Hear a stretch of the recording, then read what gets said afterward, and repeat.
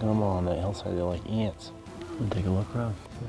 If you look long enough, you find something new every time. We headed out for the morning hunt. We decided we're just gonna get up high and kind of look around and glass the country and see what we come up with. And sure enough, we weren't up there for more than 10 minutes after daybreak, and there were just stags running everywhere. I mean, we realized pretty quickly the roar was on. He's wider than that other one. Yeah, yeah. To be out there and when the stags are roaring and tossing their heads back and showing their supremacy to each other, it's amazing. They're just such proud animals and majestic. A bigger group of hinds, I can tell you that much. Rob, look at this one. He's got a good crown. Might be tough to get in on, but we're gonna get a little closer and see if we can get a better look. Let's do it. As we were heading down that way, we did spot this really good stag. And the guide said this was worthy of a stalk. There's not too much cover, so it's a good thing to be very well positioned, and the guides really do a very good job taking all of this into account. I see him. We got within a few hundred yards of him and tried to get on him once, and I don't know if he winded us. I think he saw some movement and kind of headed up over the ridge line. So we kind of moved in and around the ridge and got Rob placed for the shot. What's the distance? He's right at 200. 200, yeah. He was down in a little depression, very, very close to a ridge line. He had easy access to be gone. There you go. We'll wait for him to turn. Stop. As soon as he turns. There it is. Here we go, here we go. Hold on, he's gonna stop for you.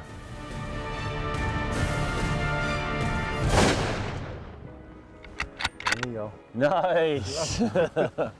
Nice shooting. How'd that feel?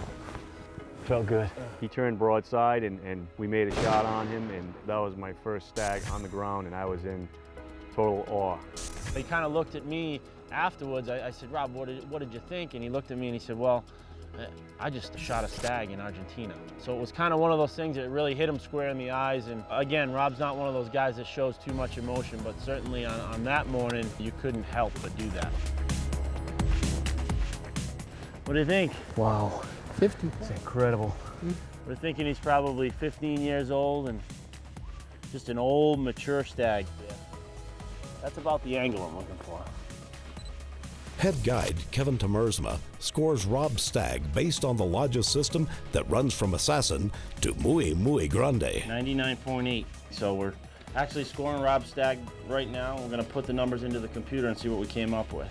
178. What'd you say?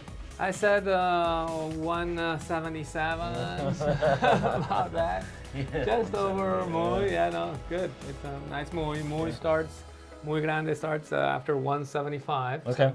Well done, that's a nice job. Nice first stag. Congratulations. Excellent.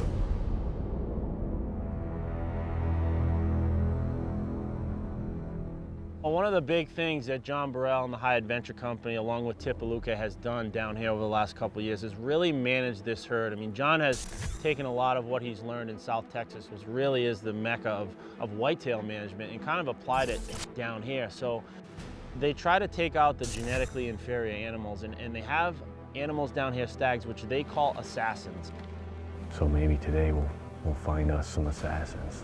An assassin is a stag that just grows a straight point on top. He doesn't have that typical crown that a stag would have, so they want him out of the herd because if they fight the other good stags, you know, they can be dangerous to him. So yeah, they don't lock up when they're fighting, and they can actually slip that through when they're fighting and injure maybe even a larger, more dominant stag that you would want to pass on his genes, and he may get taken out by this assassin, hence the name. So what they do is they like to take them out of the herd.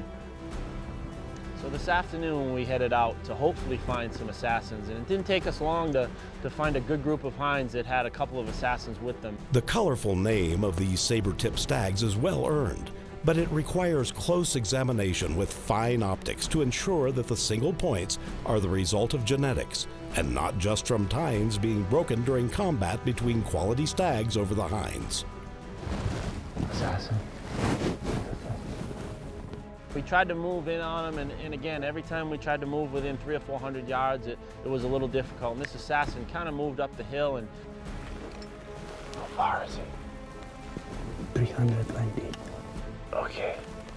We got within 350 yards of him, and what we felt was going to be as close as we possibly could get. I'll wait till he stops and gives me a broadside. Fortunately, I had my ballistic turret set up at 300 yards. Okay, it's broadside. Okay. 280.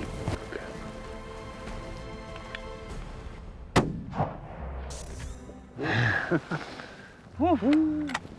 Right down. Congratulations, good job.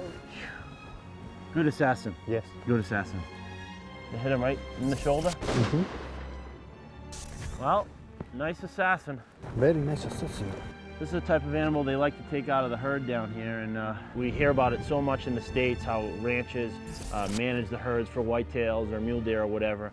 And down here in Argentina, it's no different. They want to take these assassins out because they don't grow their crown, and it can be dangerous when they're fighting the big trophies that they'll do some damage to them. Yeah, they could really do some damage with those points right there. It's one of these stags you just don't want them to mate, and just as good eating.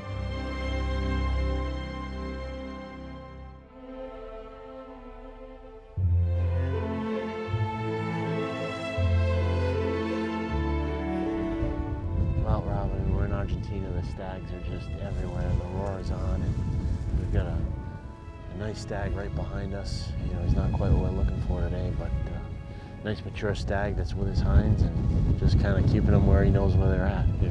It's just amazing, you know, how many stags are running around these hillsides. Just you never quite get used to it.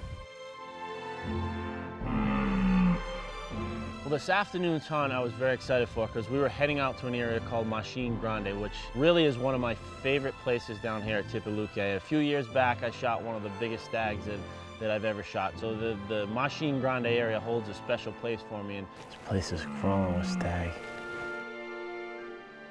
Today was no different. It didn't take Daniel very long to put us in that little honey hole. We walked up over that rise and probably saw 65 to 70 stags and hinds just running around the field. I mean, they're in the roar, they're rutting, they're fighting, and they're doing everything stags are supposed to do this time of year. There were 3 or 4 really good stags in that whole bunch. And the problem was where we were at was about 600 yards from where we needed to be. So we're able to work our way into about 300 yards from this beautiful stag. And we got set up on the pack, and just about that time, this big mature stag that had been chasing these hinds all afternoon decided to lay down. And obviously that's good because we know he's not running off, but on the same token, you know, we had to kind of wait him out to get up. And 440. That was a pretty intense 25 or 30 minutes. I mean, certainly in the beginning, you get relaxed and you get in great position, but then you really want him to get up because you get a little anxious. I'm waiting to see if he gets up. As I went through the next few minutes getting set up for him, I thought, you know, maybe he'll just get up and give me a really good broadside and that'll be great.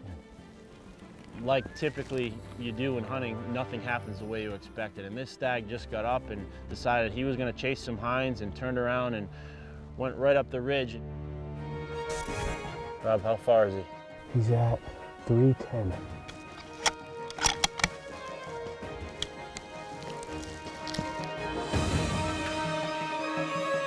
I knew he was at 300 and he gave me a great target, and I just decided to take the shot.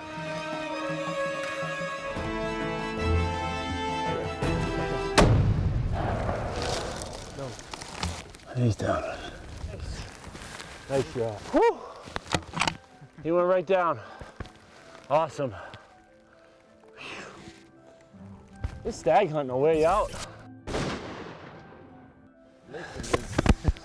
Good shot. Thanks, Rob.